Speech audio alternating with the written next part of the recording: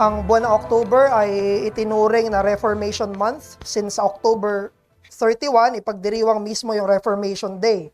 Ito yung panahon kung saan ipinaskil ni Martin Luther yung 95 Thesis Statement niya sa Gutenberg Castle doon sa Germany. At ito yung nag-spark ng Reformation Movement.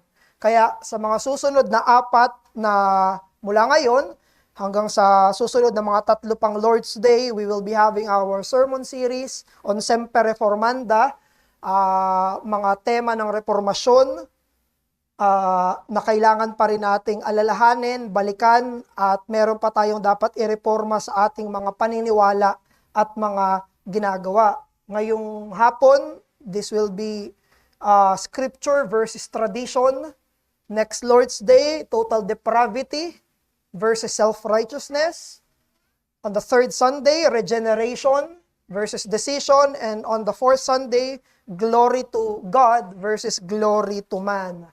At yan yung magiging apat na pangangaral natin. Kaya tumayo po tayo sa unang pangangaral. Basahin natin ang Matthew chapter 15, verses 1 hanggang 9. Dito natin matutunghayan ang kaluwalhatian, otoridad at kataasan ng Biblia. This is the word of God.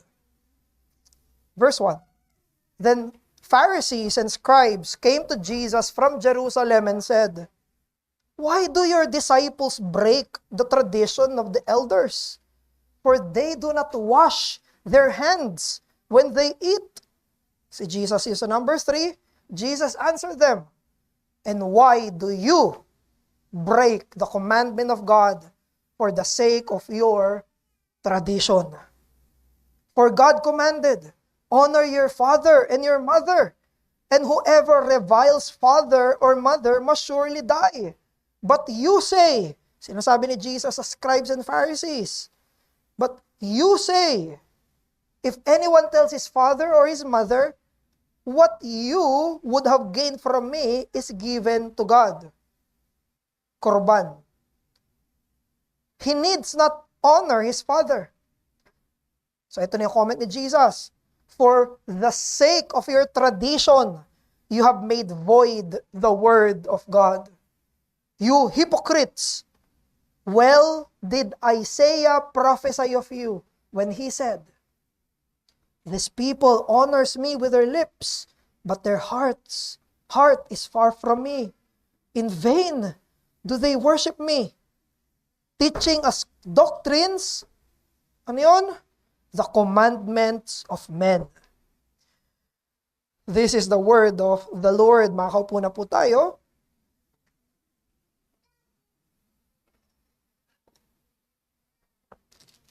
Ang Book of Matthew ay mahahati sa 5 general na discourses, 5 big chunks.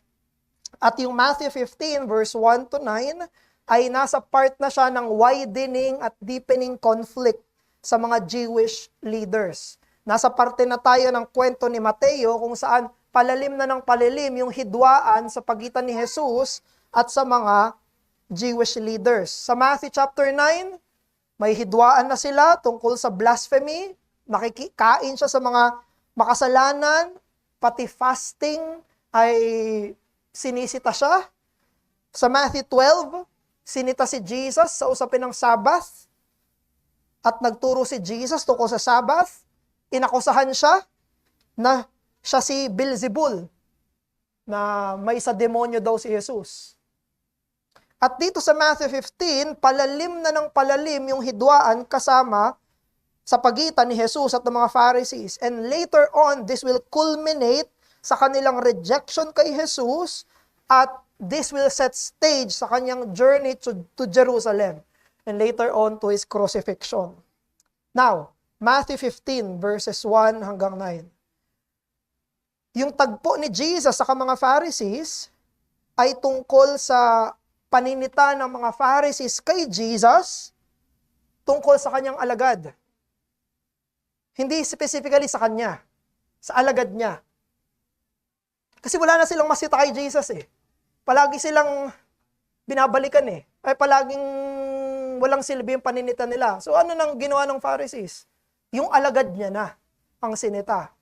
Ang sinita nila sa mga alagad niya ay yung kanilang ritual hand washing, na hindi daw sila naghuhugas ng kanilang mga kamay. Yung paghuhugas ng kamay, yun ay isang ritual na tradition ng mga elders. So isipin nyo, ang immediate accusation nila sa mga disciples ay hindi yung mga disciples nyo nagko-contradict sa Bible. Hindi ganun. Ang paninitan nila ay yung mga disciples mo ay hindi sang-ayon sa tradisyon. Kino-compare nila yung practice ng mga disciples doon sa kanilang mga traditions about hand washing and ceremonial cleanness. Yung charge mismo nila, in-expose kung nasaan sila loyal. Ang loyalty ng mga Pharisees at scribes na ito ay nandoon sa kinaugalian, doon sa tradisyon kaysa sa salita ng Panginoon. Habang kine-question nila yung mga disciples on the grounds of tradition, binalikan sila ni Jesus. Sabi ng Panginoong Jesus sa kanila, kayo, bakit nyo binabali ang salita ng Diyos para sa tradisyon? And Matthew keeps this logic katulad dun sa Book of Mark. Dahil sa Book of Mark, nagbigay ng example si Jesus, specifically pinangalanan niyang korban. Nagbigay siya ng example, hindi sinabi ni Jesus, hindi empty yung accusation ni Jesus. Sabi ni Jesus, kayo, pinapahalagahan niyo yung tradisyon kaysa sa kasulatan. Now, next, nagbigay siya ng example. Example, case in point, ay yung korban. Yung korban na yun ay gift sa Panginoon, dedication sa Panginoon, mga extra na ibibigay sa Panginoon. Now, ang ginagawa sa kanilang tradition, nagbibigay sila ng korban para hindi na sila makapagbigay sa kanilang magulang. Sasabihin ng mga authorities, sasabihin ng mga Jewish leaders, basta magbigay kayo ng korban, ligtas na kayo, hindi nyo na kailangan mag-support sa parents nyo. Sabihin nyo sa magulang nyo, nagbigay na ako eh. Yung sa inyo, sa temple ko na binigay. Yun yung korban. Yun yung kinaugalian, yun yung naging tradition. At yun yung sinita ni Jesus. Sabi niya, you are making the word of God void sa inyong mga tradition. Nandito yan sa atin, sa passage natin, sa verses 4 hanggang 6. Sabi niya, binabali niya yung utos ng Diyos para sa inyong tradisyon. At itong talata natin ay inlay doon sa Reformation motto na Sola Scriptura. Dahil sinasabi ng Sola Scriptura na ang Biblia lamang ang hindi nagkakamali, ang pinakamataas na otoridad sa usapin ng pananampalataya at buhay. Hindi sinasabi ng Sola Scriptura na bawal ang otoridad. Hindi sinasabi ng Sola Scriptura na bawal ang tradisyon. Hindi sinasabi ng Sola Scriptura na bawal ang mga tagapagturo. Pero ang sinasabi ng Sola Scriptura, lahat ng yan ay nasa ilalim ng Biblia. You test all of those according to the Scriptures. Scripture is king. Siya yung pinaka nasa tuktok. Lahat yan ay sasalain, lahat yan ay pwede magkamali, lahat yan ay pwede lumihis, lahat yan ay pwedeng may puna. Pero ang kasulatan, wala. Walang pagkakamali. Nasa tuktok na otoridad. Puro nadalisay ang kasulatan. At yan mismo yung sinasabi ni Jesus dito. Kayo ng mga Pharisees, tinataas yung tradition above the Bible. Above the law. Above the Word of God. Meron tayong mga sarili nating batas. Sarili mong bahay, may batas ka eh. Meron kayong mga ginagawa sa bahay nyo na sa inyo lang yon. Sa ating bansa, sa personal mong buhay, meron kang tradisyon. Walang taong walang tradisyon. Lahat tayo may tradisyon. Pag gising mo sa umaga, may tradisyon ka. Anong unang-unang mong ginagawa? Tradisyon mo yan. Pagkakain ka, tradisyon mo yan. Bago ka matulog, tradisyon mo yan. Walang taong walang tradisyon. Pero sinasabi dito ng kasulatan, ang lahat ng ating mga rules, habits, customs, tradition, hindi dapat sila umangat sa otoridad ng kasulatan. Hindi dapat sila umakyat sa posisyon na hindi sa kanya. Therefore, this is our message this afternoon. That when the commandments of men are exalted above their place, the word of God is surely set aside and broken. Kapag tinataas ang utos ng mga tao, yung mga taong yun ay ikaw at ako. Okay? Yung utos mo, yung tradisyon mo, tradisyon ko, tradisyon nating magkakahiwalay, tradisyon nating magkakasama. Kapag ang tradisyon mo, ang tradisyon natin ay tinataas, wala na ito sa tamang lugar, ang salita ng Diyos ay siguradong naisasantabi at nababali. Yun ang necessary consequence. Pag tradisyon ay tinaas, kasulatan ay nababali. Tradisyon itaas, kasulatan ay nababali. May napanood akong isang, hindi siya debate, kundi conversation between Gavin Ortlund ba yun? May kausap siya, Orthodox. Eastern Orthodox.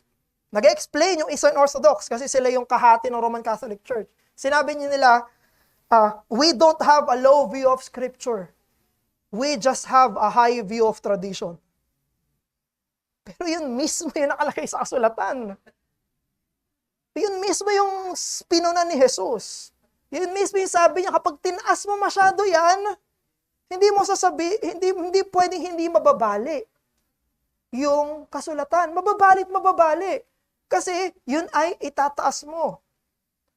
Yan yung word ni Gavin, sabi niya, inflated view of tradition.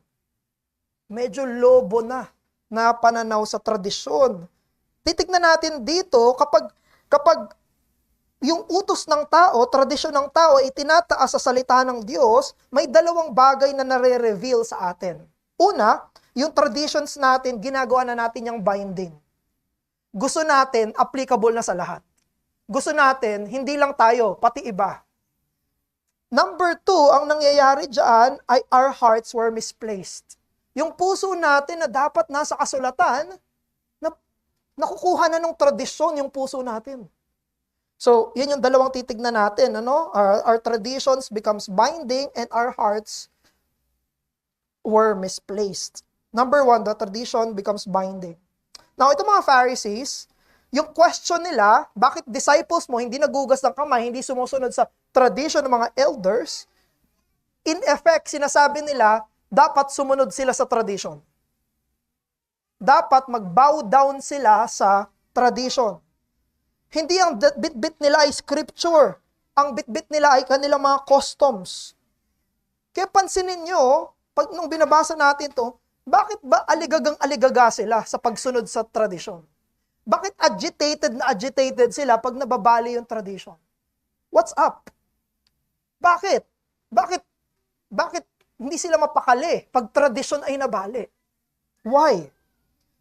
At ganun din ba yung kanilang reaction kapag Word of God na yung nababali?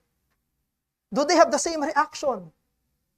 Pansinin nyo, magkaiba yung reaction nila ni Jesus. Si Jesus, concern sa Word of God.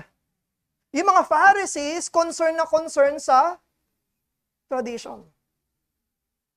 Yung mga Pharisees, gusto nila lahat sumunod sa tradition. Si Jesus, ang gusto niya ay sumunod ng lahat sa Word of God. Ibang-iba. They want the tradition of the elders to have binding powers to the consciences of men. Sipin niyo yun. Ganito yung nangyayari kapag may inflated view ng human tradition. They are being preached as though they carry higher authority than God's Word. Ang gagawin na, yung tradition ko, ito ng standard, sumunod dapat lahat dito. Binabind na yung conscience ng ibang mga tao. And we will see this as an apologetical answer sa Roman Catholic Church. Ganon din kasi sa Roman Catholic Church. Sabi nila, pantay ang scripture at tradition. Pantay lang yan. Sabihin nila, dun sa tradition, galing doon yung mga turo nila ng Immaculate Conception, Sinless Mary. Doon galing yung turo nila ng papal infallibility. Hindi nagkakamali ang Pope sa kanyang mga formal na mga doctrines. Assumption of Mary, maging si Mary ay nag-ascend. Yung mga yan ay grounded sa tradition at hindi sa scripture. Pero alalahanin natin ang kasulatan ay may mas mataas na otoridad at lahat ng uri ng tradisyon ay dapat i-test dito. Walang kahit anong tradisyon, turo na dapat iangat sa kasulatan. Because when that happens, we become the very people na nire-rebuke ni Jesus dito. Sa Matthew 15, 1-9. Kasulatan higit sa kasabihan. Kasulatan higit sa tradisyon. Let me give you an example. Si John the Baptist, isa siyang prophet. At alam niyo yung buhay ni John the Baptist? Nung adult na siya, anong ginawa niya? Namuhay siya sa wilderness. Ang damit niya ay balat ng camel. Ang pagkain niya ay wild honey. Ang pagkain niya ay mga insekto. Now, pansinin niyo, nung nag-preach na si John the Baptist, ano yung preaching niya? Ito yung preaching niya. Matthew 3:2. Repent, for the kingdom of heaven is at hand. Isipin nyo, ang preaching niya ay hindi yung practice niya. Hindi niya pinreach, lahat kayo kumain na ng locust. Lahat kayo kumain na ng honey. Lahat kayo dapat damit nyo ganito. No. Ang preaching ni John the Baptist, repent, for the kingdom of God is at hand. Wala kayong makikita sa preaching ni John the Baptist na sinabi niya, ganito ang ginagawa ko, ganito gawin nyo. Hindi niya tinataas yung kanyang sariling mga ginagawa. Kung hindi yung sinabi sa kanya ng Panginoon. Hindi yung asceticism ang kanyang message. Ang message niya, i-prepare yung way para kay Christ. Sinabi niya, may darating. Hindi ako worthy na tanggalin yung kanyang sintas ng kanyang sandalyas. Therefore, brothers, invite other people to the Word of God over your own personal traditions. Ang imbitasyon mo palagi ay papunta doon sa kasulatan. Ang mensahe mo palagi na gusto mo bind yung conscience ng iba ay kasulatan. Hindi ang personal mo na mga tradisyon. Ang gusto natin, lahat ng tao, lahat ng konsensya ay nakatali na sundin si Jesus. Hindi sundin tayo. Hindi maging duplicate ko. Hindi maging duplicate mo. Kung hindi ang kasulatan. 2 Corinthians 10:5 rather. We take captive every thought to make it obedient to Christ. Si Kristo. Therefore, kailangan iwasan natin ang ating inflated view ng ating personal practices at traditions. Huwag masyadong mataas yung tingin natin sa practice natin. Huwag masyadong mataas yung tingin natin sa tradition natin. Kung hindi sila katulad ko, wala sila. Hindi ganun. Kung hindi ko sila katulad, mali sila. Huwag tayong aligaga katulad ng mga Pariseo. Na porket hindi natin katulad ng kapwa natin mananampalataya, ay doon tayo nakafocus. Na ang message natin na nababahala tayo, bakit kayo hindi katulad ko? Hindi tayo maaligaga. We should prize the scriptures more than that. Ang sinabi ni Apostle Paul, we preach Christ and not ourselves. Ang mensahe natin ay hindi, ganito kami, ganito ako. Ang mensahe natin, ganito ang kasulatan. Alam nyo, ang lahat ng ginagawa natin will either be approved or disapproved by Scripture. Ang kasulatan ang hindi dapat mag-adjust. Tayo mag-a-adjust, palagi mag-a-adjust. Either ang church natin, ang families natin, ang marriage natin, ang private or public life natin, it must be reformed according to the Word of God alone. God alone is the Lord of conscience. Siya ang Panginoon ng konsensya. Siya ang dapat sundin ng konsensya. Ang salita ng Diyos ang dapat mag-bind sa mga konsensya. Number 2, our hearts were misplaced. Now, tignan natin, bakit gano'n na lang sila kaaligaga na dapat magpasakop lahat sa tradition? Why? Ano yung root? Ito yung root. Kinote ni Jesus si Isaiah. Isaiah 29:13. Sabi ni Jesus, quoting Isaiah, "This people honors me with their lips, but their heart is far from me. In vain do they worship me, teaching as doctrines the commandments of men." Now, there, kita na. Bakit gusto nila sumunod lahat sa tradisyon? Kasi yung puso nila wala sa Diyos. The problem is the heart that has been formed to honor men and men's teaching over God's voice. Kaya ganun yung ginagawa ng Pharisees kasi yung puso nila na-train na. Matagal nang wala sa Diyos. Kaya yung puso nila nandoon, nakakabit sa turo ng tao. Bakit sila may heightened view of tradition about the Word of God? Bakit pine-prefer nila yung words ng elders over the Word of God? Because their hearts are far from Him. Yun yung pinaka-root, yun yung pinaka-dahilan.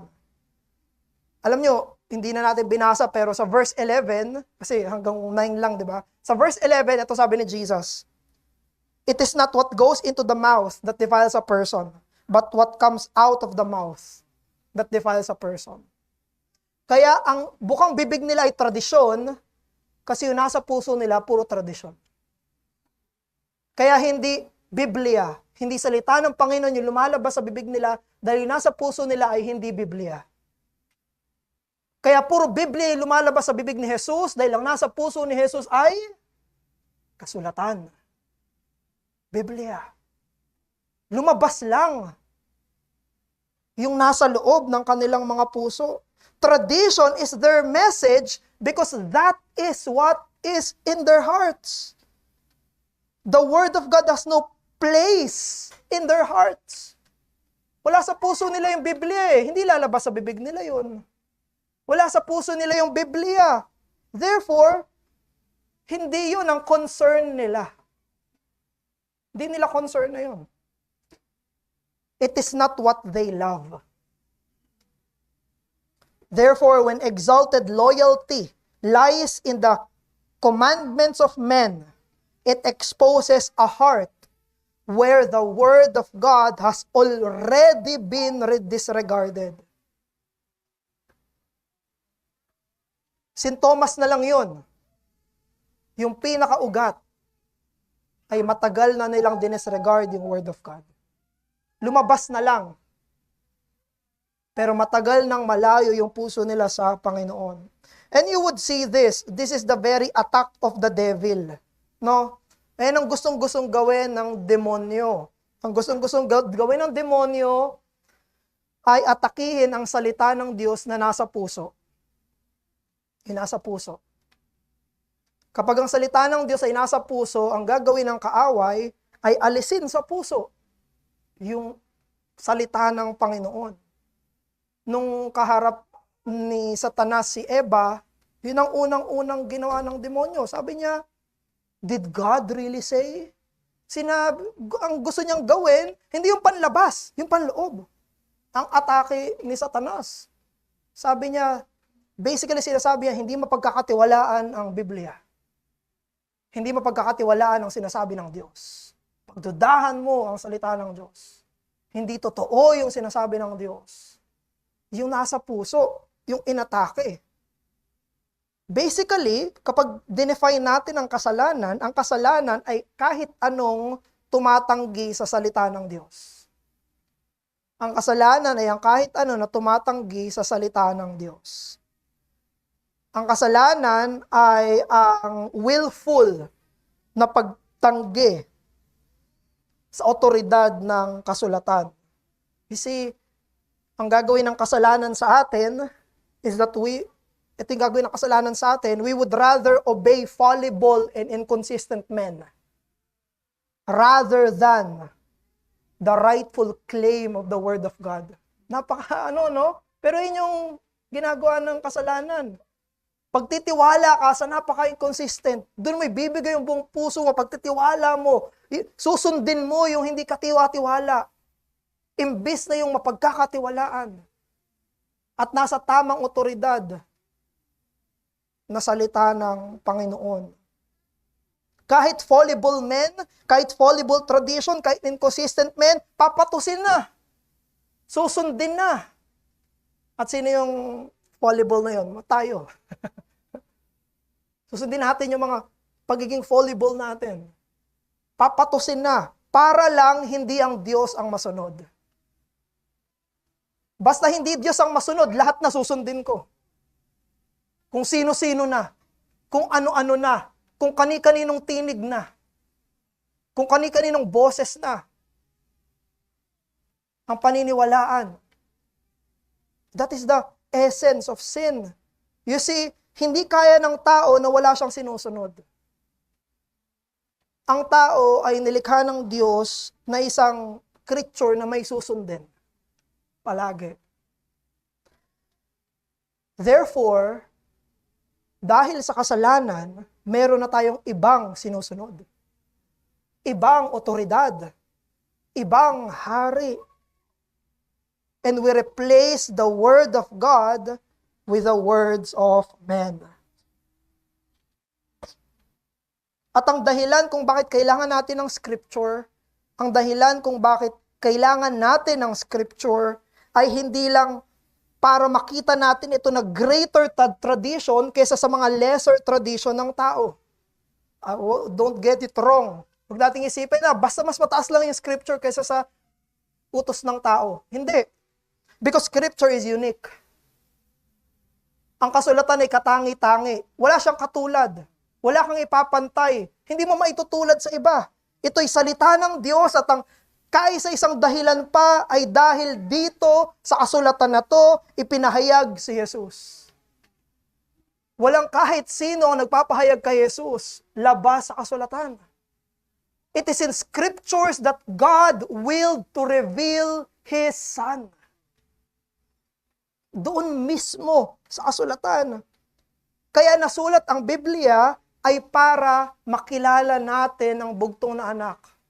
Ang bugtong na anak ng kaligtasan. Doon ni-reveal yung kaisa-isang paraan para tayo ay maligtas.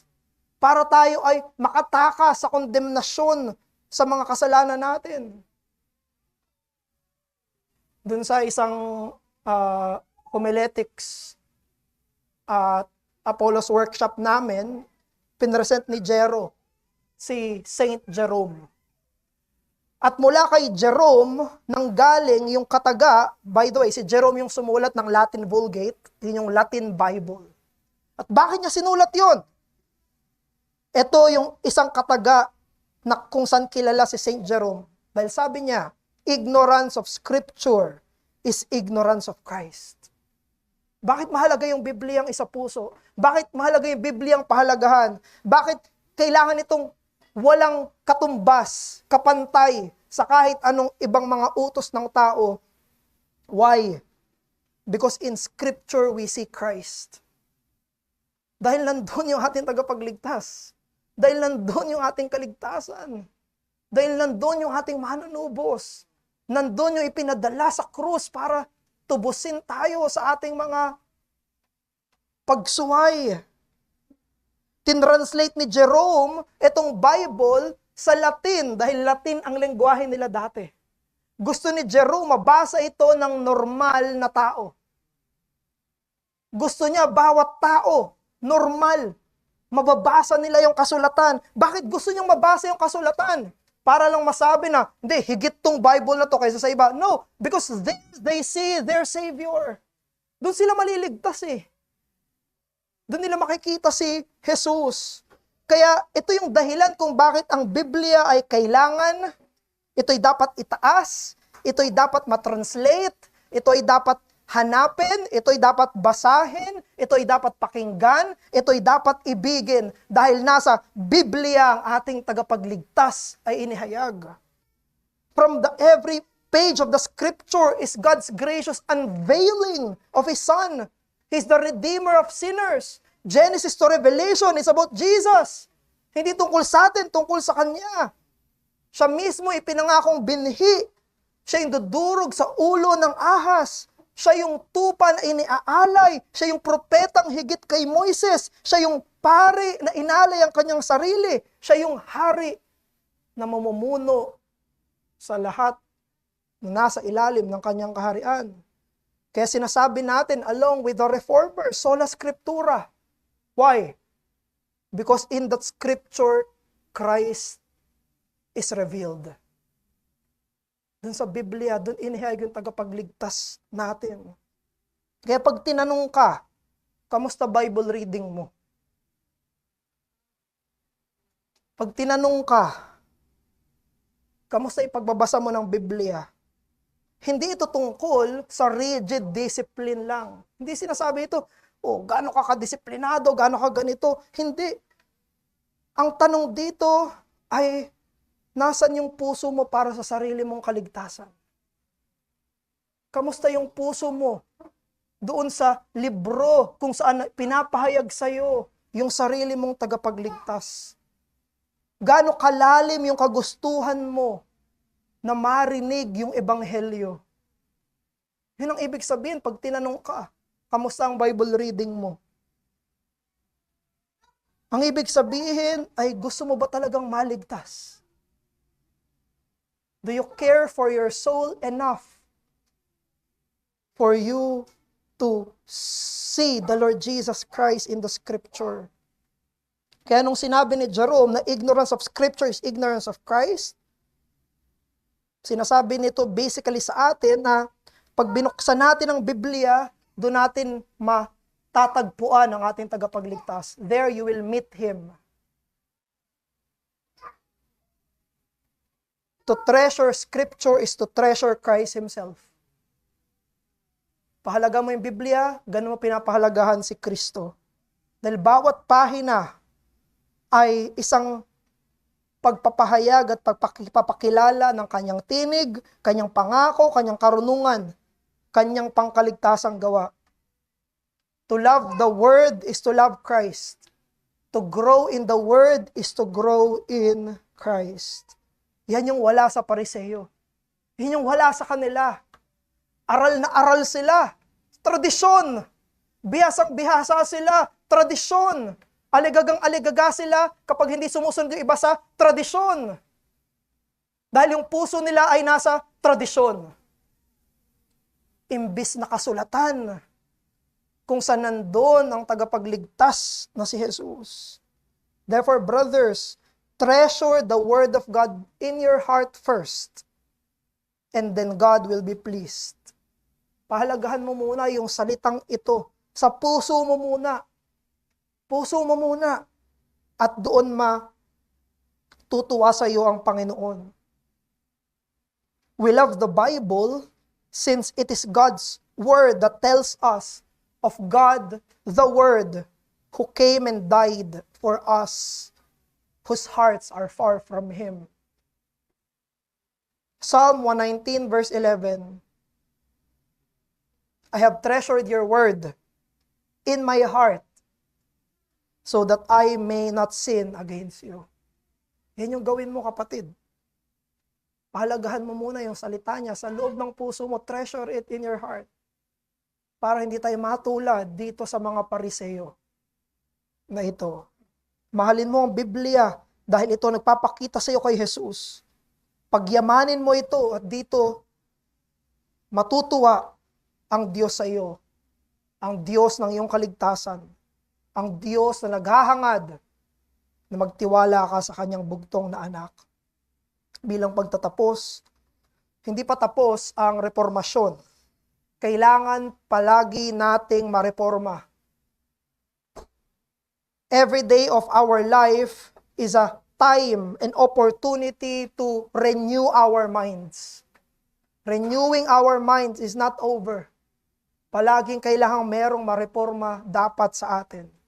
Kailangan natin ang kasulatan ngayon at kailangan natin palagi ang sola scriptura na i-practice natin sa ating mga modern churches at sa ating modern na pamumuhay at sa ating modernong mga pamilya at sa ating modernong mga pananampalataya. Kailangan natin ang kasulatan ngayon din sa mga oras na to. Alam mo kung bakit? Kasi kailangan pa rin natin si Kristo sa mga oras na to. Dalangin tayo. Naman maraming salamat po sa inyong pagbibigay ng Matthew 15:1-9. O Diyos, iligtas mo kami sa kasalanan ng mga Pariseo. Nangyayari na to sa amin ngayon. Patawarin niyo po kami. At hiling namin, O Diyos, na palitan ng anumang tradisyon na nasa mga puso namin. At mapalitan ito ng iyong salita. At itong ibigin namin, mahalin namin. At pahalagahan namin. Dahil nandito namin nakikita ang iyong anak na si Jesus. Maraming salamat po aming Diyos. When our hearts are far from you, our hearts are far from the Bible. Keep us and sanctify us and reform us according to your word. At inihiling namin ito sa pangalan ng buhay na salita, ang Panginoong Jesus. Amen.